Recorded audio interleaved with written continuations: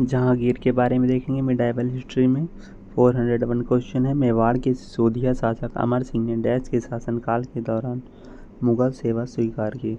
तो जहांगीर के शासनकाल के दौरान सिसोदिया शासक अमर सिंह ने मुगल सेवा स्वीकार की। अमर सिंह महाराणा प्रताप के सबसे बड़े पुत्र और उत्तराधिकारी थे। अकबर का शासनकाल 1556 से 1605 तक था। औरंगजेब कुलीन तैमूर राजवंश से था और अपने पिता शाहजहां 1628 से 58 के शाहजहां का शासनकाल था के अधीन प्रशासनिक और सैन्य पदों पर था। मुगल बादशाह जहांगीर से ईस्ट इंडिया कंपनी के लिए व्यापारिक रियायतें प्राप्त करने में कौन सफल रहा? थॉमस रो सफल रहा। 1615 में ईस्ट इंडिया कंपनी द्वारा भेजा गया एक अंग्रेज राजदूत था। जॉन मिल्डेनहाल भारत की भूमि यात्रा करने वाला प्रथम ब्रिटिश खोजकर्ता थे। कैप्टन विलियम हॉकिंस एक अंग्रेजी समुद्री कप्तान कमांडर था जिन्होंने 1608 में जहांगीर के दरबार का दौरा किया था। निम्नलिखित में से किसने जहांगीर की जीवनी लिखी जो इकबाल नामा ये जहांगीरी के नाम से जानी जाती है? तो मुताबिद खान ने लिखी थी। यह मुगल सम्राट जहांगीर चौथे मुगल शासक 1605 से 27 के दरबार में आया था। इकबाल नामा ये जहांगीर किताब फारसी में लिखी गई थी और इसमें जहांगीर के शासनकाल के पहले 19 वर्षों को शामिल किया गया। इनायत खान ने शाहजहांनामा लिखा। अब्दुल रहीम खान खाना ने बाबरनामा का फारसी भाषा में अनुवाद किया। सराय नूर महल भारत का एक केंद्रीय संरक्षित स्मारक है। भारत के किस राज्य में स्थित है? पंजाब में। पंजाब के जालंधर में स्थित है। शालीमार बाग, बेगम शाही मस्जिद और बच्चा ताज जहांगीर चौथे मुगल सम्राट द्वारा निर्मित स्मारक हैं। मेहरुनिसा ने सम्राट जहांगीर से डैश में शादी की? तो 1611 में शादी की। 1611 में जहांगीर ने मेहरुनिसा से शादी की जिसे नूरजहां दुनिया की रोशनी के नाम से जाना जाता था। उसने दरबार में फारसी कला और संस्कृति को प्रोत्साहित किया। शाहजहां उस मुगल बादशाह की पहचान करे जिसे उसके बेटों के बीच हुए उत्तराधिकार के युद्ध के बाद आगरा में जीवन भर के लिए कैद कर दिया गया। तो उस मुगल बादशाह तो शाहजहां। मिर्जा साहब उद्दीन बेग मोहम्मद खान खुर्रम पांचवा मुगल सम्राट था और इसने 1628 से 58 तक शासन किया। औरंगजेब ने 1658 में स्वयं को सम्राट घोषित कर दिया और शाहजहां को जनवरी 1666 में उसकी मृत्यु तक आगरा किले में कैद रखा। निम्नलिखित में से किसे शाहजहां ने मुगल सिंहासन के अपने उत्तराधिकारी के रूप में चुना था? तो दारा शिकोह ने चुना। देवराई का युद्ध औरंगजेब और दारा शिकोह के बीच 1659 में लड़ा गया। इस युद्ध में औरंगजेब ने दारा शिकोह को पराजित किया था। बादशाहनामा की रचना निम्नलिखित में से किसके द्वारा की गई? तो अब्दुल हमीद लाहौरी द्वारा बादशाहनामा की रचना की गई। एक इतिहासकार और एक यात्री जो बाद में शाहजहां के दरबारी इतिहासकार बन गया। बादशाहनामा शाहजहां का आधिकारिक इतिहास है। ताजमहल के मकबरे की रूपरेखा डैश द्वारा तैयार की गई? तो उस्ताद अहमद लाहौरी द्वारा तैयार की गई। उस्ताद अहमद लाहौरी शाहजहां के शासनकाल के दौरान मुख्य मुगल वास्तुकार था।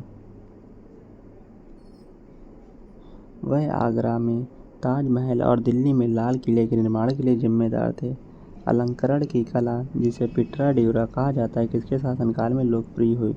तो शाहजहां के शासनकाल में लोकप्रिय हुई। पिटरा ड्यूरा छवियों को बनाने के लिए कट और फिट अत्यधिक पॉलिश किए गए रंगीन पत्थरों का उपयोग करने वाली एक जड़ने की तकनीक है। शाहजहां द्वारा निर्मित कुछ अन्य इमारतें और स्मारक लाल किला दिल्ली में, जामा मस्जिद दिल्ली में, शीश महल आगरा में और शालीमार बाग लाहौर में। अहमदनगर को अंततः वर्ष डैश में मुगलों द्वारा अपने राज्य में मिला लिया गया। तो 1632 में मिला लिया गया। शाहजहां के काल में अहमदनगर को मुगल साम्राज्य में मिला लिया गया था। मलिक अहमद अहमदनगर महाराष्ट्र के संस्थापक थे जिन्होंने निजाम शाही वंश की स्थापना की। निम्नलिखित में से किसे शाहजहां के दौरा सुल्तान बुलंद इकबाल की उपाधि दी गई थी? तो दारा शिकोह को दी गई थी। शाहजहां का सबसे बड़ा पुत्र दारा शिकोह को सुल्तान बुलंद Iqbal Prince of high Fortune की उपाधि 10 सितंबर 1642 में दी गई। उनकी रचनाएं मजमा उल बहरीन, दो महासागरों का मिलन, सिर-ए-अकबर, महान रहस्य, जिन्हें उन्हें 1659 में उत्तराधिकारी के युद्ध में औरंगजेब द्वारा मार डाला गया। औरंगजेब के बारे में देखेंगे। 1675 में गुरु तेग बहादुर को मृत्युदंड देने के लिए कौन सा मुगल शासक उत्तरदायी था? तो औरंगजेब था। गुरु तेग बहादुर 9वें सिख गुरु थे, जिन्हें अक्सर सिखों द्वारा मानवता के रक्षक श्री दी चादर के रूप में सम्मानित किया जाता है। उन्होंने आनंदपुरी साहिब की स्थापना की। किसके शासनकाल में मुगल साम्राज्य ने अपनी सबसे बड़ी क्षेत्रीय सीमाएं प्राप्त की? तो औरंगजेब के शासनकाल में। औरंगजेब का जो शासनकाल था 58 से 1658 से 1707 तक था। उत्तराधिकार के युद्ध में दारा शिकोह, शाह शुजा और मुराद सहित सभी प्रतिद्वंदियों को खत्म करने के बाद 1658 में सिंहासन संभाला। मारवाड़ के राठौड़ राजपूतों के उत्तराधिकार और आंतरिक राजनीति में किस मुगल शासक के हस्तक्षेप के कारण उनमें विद्रोह हुआ? औरंगजेब। 1658 से 1707 इसके सैन्य अभियान उत्तर पूर्व में अहोम 1663 में पराजित हुए, लेकिन 1680 के दशक में उन्होंने पुनः विद्रोह कर दिया। यूसुफजई और सिखों के खिलाफ उत्तर पश्चिम में अभियान अस्थायी रूप से सफल रहे। निम्नलिखित में से किस मुगल सम्राट के शासनकाल के दौरान मराठा मुगलों की संप्रभुता के लिए एक बड़ी चुनौती थी? तो औरंगजेब के शासनकाल में।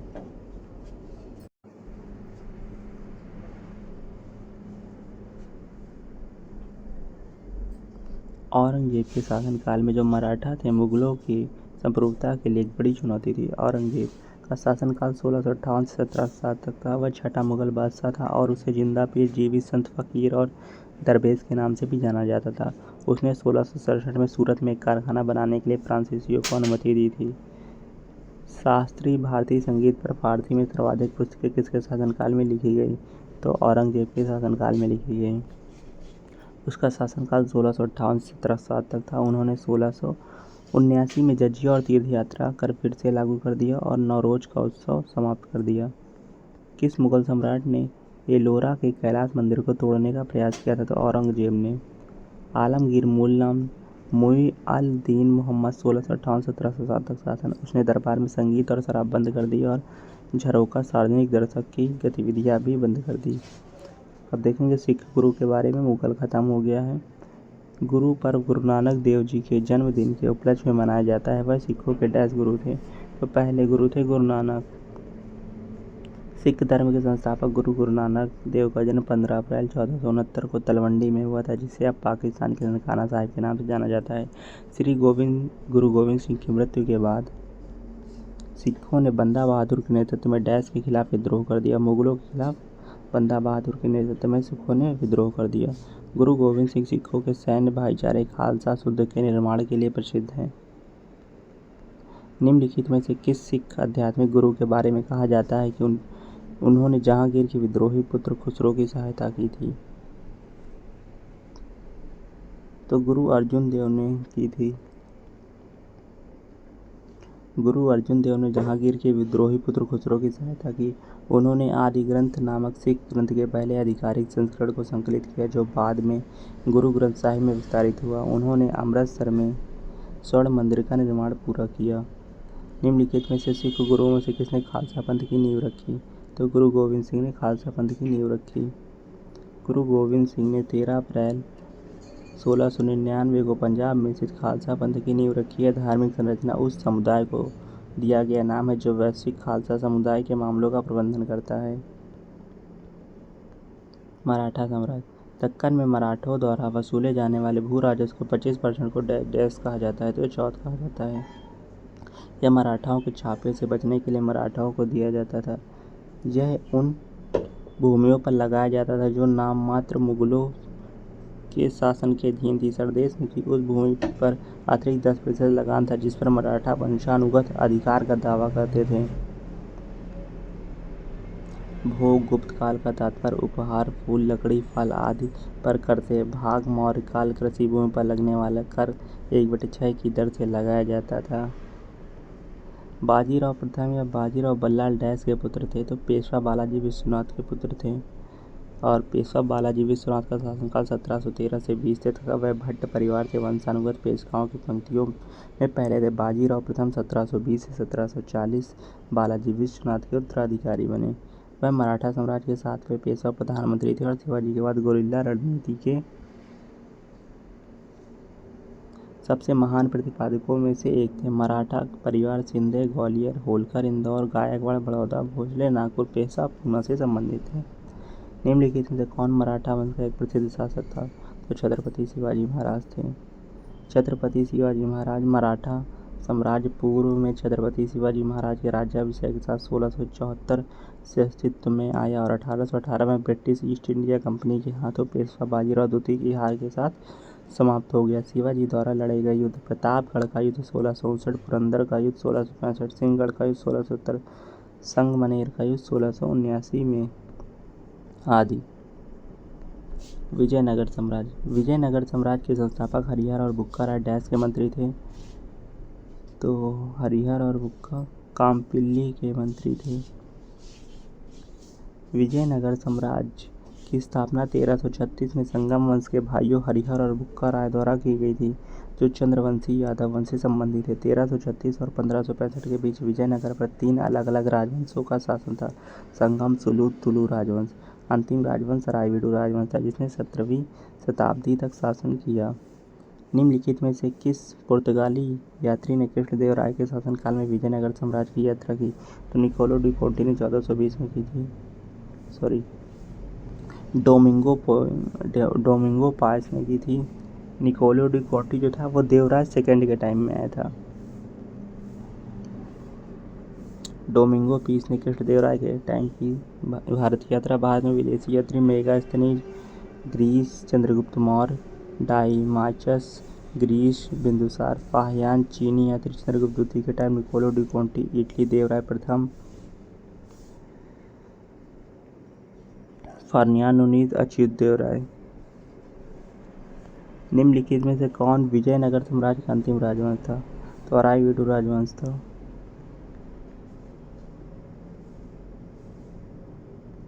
अरायवीडू राजवंश। विजयनगर साम्राज्य में 4 राजवंश थे। संगम राजवंश 1336 से 1450 ईस्वी, सिलू राजवंश 1450 से 1505, तुलु 1505 से 1570, अरायवीडू राजवंश 1570 से 1646 ईस्वी। विजयनगर के निम्नलिखित में से किस राजा ने यवन साम्राज्य के संस्थापक की उपाधि धारण की? तो कृष्णदेवराय ने यवन साम्राज्य की उपाधि धारण की थी। कृष्णदेवराय उन्होंने विजयनगर के पास अपनी मां के नाम पर नागलपुरम नामक एक उपनगरीय बस्ती की स्थापना की। उन्होंने एक महाकाव्य तेलुगु कविता अमुक्तमाल्याद लिखी। विजयनगर साम्राज्य में विभिन्न सांस्कृतिक क्षेत्रों के लोग शामिल थे। निम्नलिखित में से कौन सा क्षेत्र इसका भाग नहीं था? तो मराठा भाग नहीं था। विजयनगर साम्राज्य में मुख्य रूप से तमिल, कर्नाटक और तेलुगु भाषा क्षेत्र शामिल थे। मराठा क्षेत्र पर विजयनगर के उत्कर्ष के दौरान यादव वंश और बाद में बहमनी सल्तनत का शासन था। विजयनगर साम्राज्य में आय का प्रमुख स्रोत क्या था? तो भू राजस्व था। विजयनगर साम्राज्य आय के प्रमुख स्रोत भूमि राजस्व, जागीरदार और सामंती प्रमुखों से श्रद्धांजलि और उपहार, बंदरगाहों पर सीमा शुल्क। निम्नलिखित में से किस विजयनगर शासक ने अपनी पुत्री का विवाह फिरोज शाह बहमनी से करवाया? तो देवराय प्रथम ने फिरोज शाह बहमनी से अपनी पुत्री का विवाह करवाया।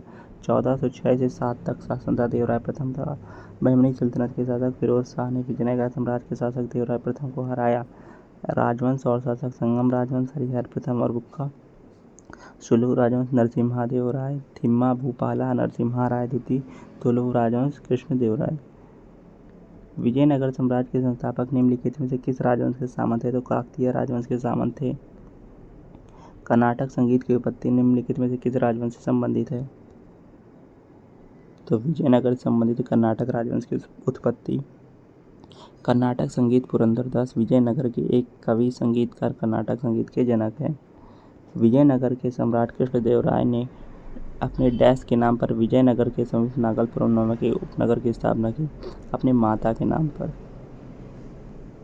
विजयनगर साम्राज्य में व्यापारियों के स्थानीय समुदाय को डैश के रूप में जाना जाता था। कुदराई चेट्टिस के नाम से जाना जाता था व्यापारियों के समूह को। घोड़ा व्यापारी। राजावरु राजगुल शासक वंश से संबंध। शासक और सेनापति वास्तव में शूद्र थे। नरपति रैस मनुष्यों के भगवान, गजपति हाथियों के स्वामी। पत्तूनलकर गुजरात क्षेत्र से विजयनगर राज्य में चले गए, वे कौन थे? रेशम बुनकर थे। मध्यकालीन इतिहास से संबंधित महत्वपूर्ण शब्द: बारगीर, घुड़सवार, दीन, धर्म, गोमास्ता, वाणिज्यिक अधिकारी, सिकदार, प्रशासनिक इकाई, सिक्का प्रमुख, सुभाष, प्रांत, जवाबिद, धर्मनिरपेक्ष कानून। विजयनगर साम्राज्य में अमारा नायक डैश थे, ये सैन्य कमांडर थे। उन्हें राय द्वारा शासन करने के लिए क्षेत्र दिए गए थे और वे क्षेत्र के किसानों, व्यापारियों और शिल्पकारों से कर और अन्य बकाया राशि वसूला करते थे। ग्राम, गांव, गौड़ा, ग्राम प्रधान, स्थल, उपजिले, नाडु, जिले, मंडलम या राज्य, प्रांत, भूमि कर शिष्ट। यद्यपि इतिहासकार विजयनगर साम्राज्य शब्द का उपयोग करते थे और इस साम्राज्य के समकालीनों ने इसे डैश के रूप में वर्णित किया, इसे कर्नाटक साम्राज्यों के नाम से वर्णित किया। विजयनगर साम्राज्य 1336 से 1646 तुंगभद्रा नदी के तट पर हरिहर और बुक्का द्वारा स्थापित किया गया था। कृष्णा और तुंगभद्रा के बीच की भूमि रायचूर दाव विजयनगर और डैश के राजाओं के बीच संघर्ष का कारण थे। बहमनी और विजयनगर के बीच संघर्ष का कारण थे। बहमनी विजयनगर संघर्ष हरिहर राय प्रथम के काल में शुरू हुआ। दोनों राज्य कृष्णा और तुंगभद्रा नदियों के बीच स्थित उपजाऊ और समृद्ध रायचूर द्वीप को नियंत्रित करना चाहते थे। किस युद्ध के कारण विजयनगर साम्राज्य का पतन हुआ? तो तालीकोटा युद्ध 1565। तालीकोटा का युद्ध, राजसतांगड़ी का युद्ध 23 जनवरी 1565 को विजयनगर साम्राज्य और दक्कन सल्तनत के गठबंधन के बीच लड़ा गया था। आली रामा राय विजयनगर साम्राज्य के राजा युद्ध में हार गए और मारे गए, जिसके कारण अंततः विजयनगर साम्राज्य का राजनीतिक पतन हो गया। रायचूर का युद्ध 1520 में विजयनगर साम्राज्य और बीजापुर की सल्तनत के बीच हुआ। स्थापत्य की कला प्रोविडा शैली किस साम्राज्य से संबंधित है? तो प्रोविडा शैली विजयनगर साम्राज्य से संबंधित है। विजयनगर की वास्तुकला रानी का स्नानघर, कमल महल, हाथी अस्तबल, शाही मंच, पानी के टैंक आदि। अनंतराज सागर जलाशय का निर्माण डैश के शासकों द्वारा करवाया गया था? तो विजयनगर के शासकों द्वारा करवाया गया था। विजयनगर साम्राज्य ने मालदेवी नदी पर 1.37 किलोमीटर लंबे बांध का उपयोग करके अनंतराज सागर जल भंडारण टैंक का निर्माण किया। मालदेवी नदी भारतीय राज्य आंध्र प्रदेश में नेल्लोर जिले से होकर गुजरती है और पेन्नार नदी में गिरती है।